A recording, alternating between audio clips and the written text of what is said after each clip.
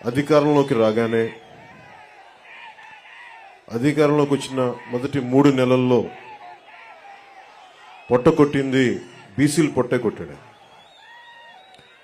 30 లక్షల పైచిలకు భవన నిర్మాణ కార్మికులు పొట్ట కొట్టాడు. 10 మనిషి వచ్చి రాగానే ఏలూరులో 2019 ఎన్నిక ఆ రోజున వైసీపీ అండగా ఉంటామని చెప్పి బీసీలు డిక్లరేషన్ ఇచ్చి దాంట్లో ఏ ఒక్కటి కూడా నిలబెట్టుకోకుండా అందరూ నమ్మి ట్రెడిషనల్ టీడీపీ పార్టీని నమ్మి చాలా మంది వైసీపీకి వెళ్ళడం వల్ల వచ్చి రాగానే ఎవరైతే వెన్నంటే ఉన్నారో వారినే దెబ్బకొట్టాడు.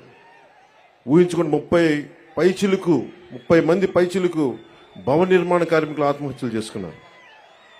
అందరికీ చెందాల్సిన ఇసుక, ఒడ్డెరు కులాలు వీళ్ళందరికీ చెందాల్సినవి కాంట్రాక్టులు కానీ, ఇసుక రీచులు కానీ, క్వారీలు కానీ ఇవన్నీ ఒక కంపెనీ కట్టబెట్టేశారు.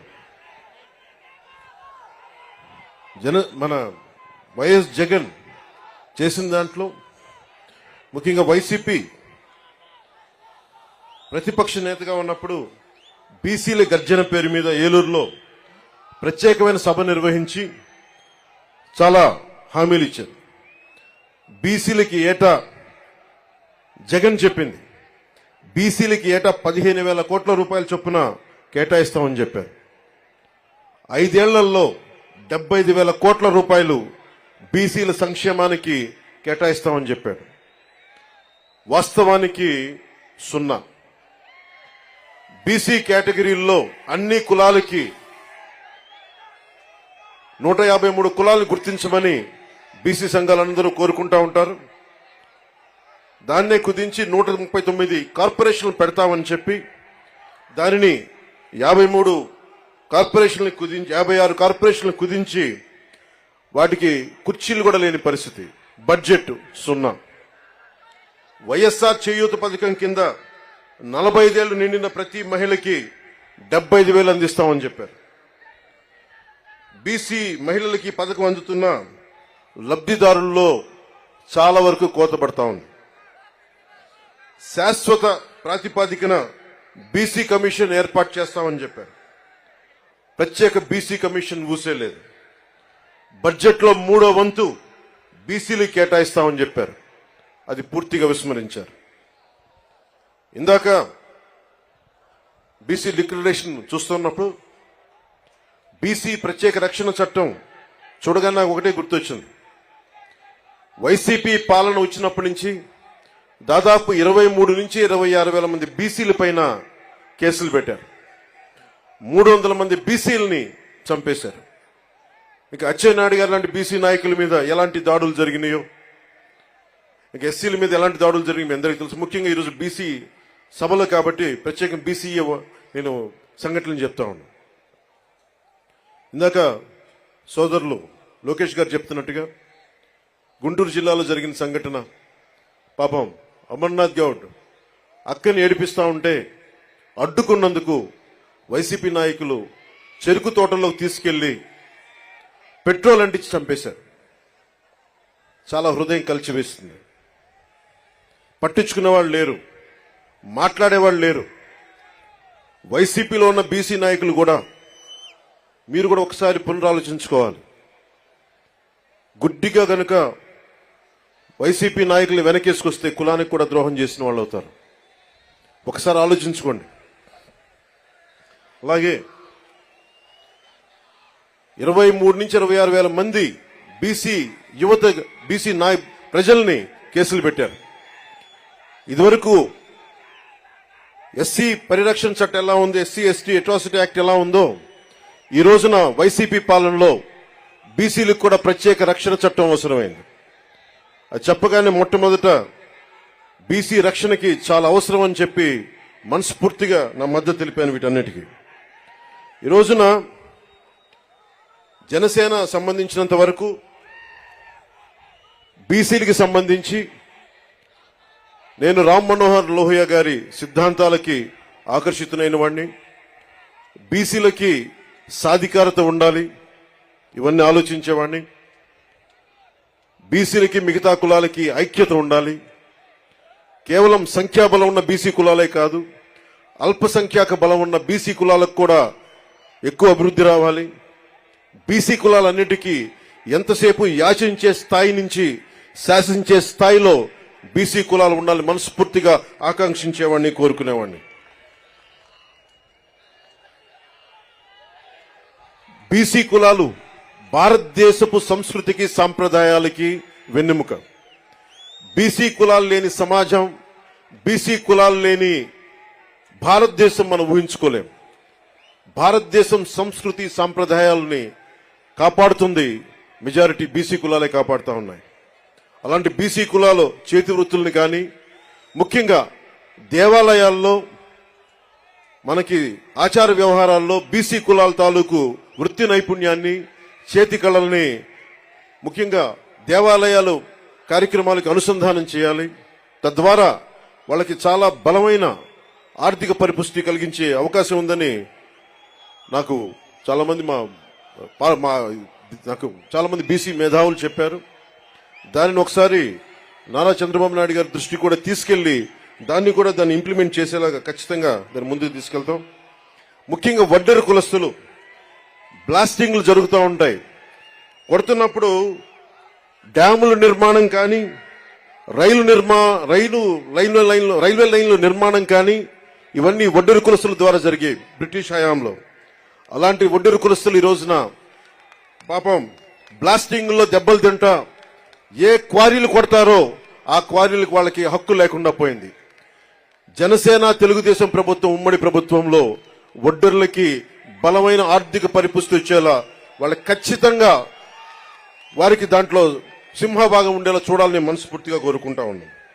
అలాగే వడ్డెర్లు కాంట్రాక్ట్ వ్యవస్థల్లో నలిగిపోతా ఉన్నారు.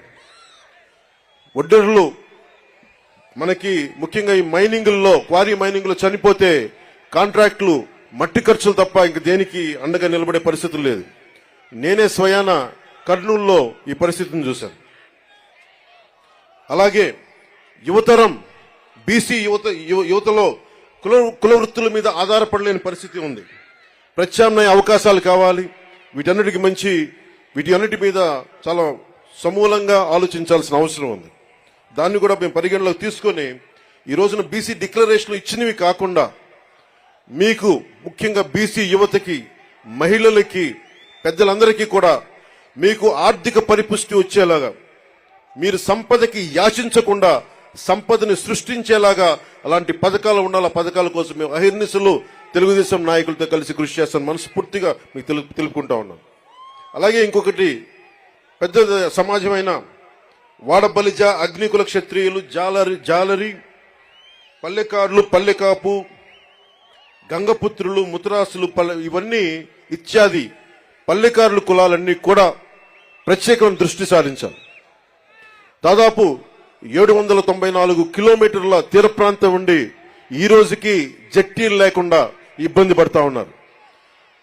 ఇప్పుడు గంగవరం పోర్ట్ లాంటిది నిర్మాణానికి పల్లెకారులు, జాలర్లు, మత్స్యకారులు ప్రాణాలు పోయినాయి.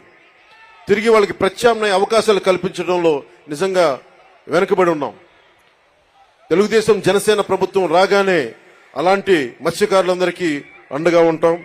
అలాగే ప్రతి 30 కిలోమీటర్లకు కూడా జట్టీలు ఉండాలనేదే నా ఉద్దేశం.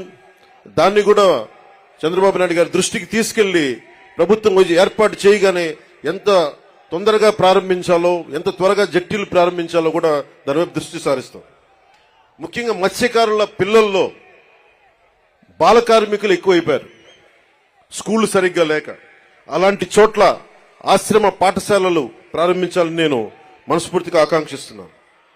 అలాగే మేము చేసింది, మా నాయకర్ గారు కానీ మేమందరం చేసింది, జగన్ వచ్చి రాగానే బీసీల దగ్గర డబ్బు ఉండకూడదు,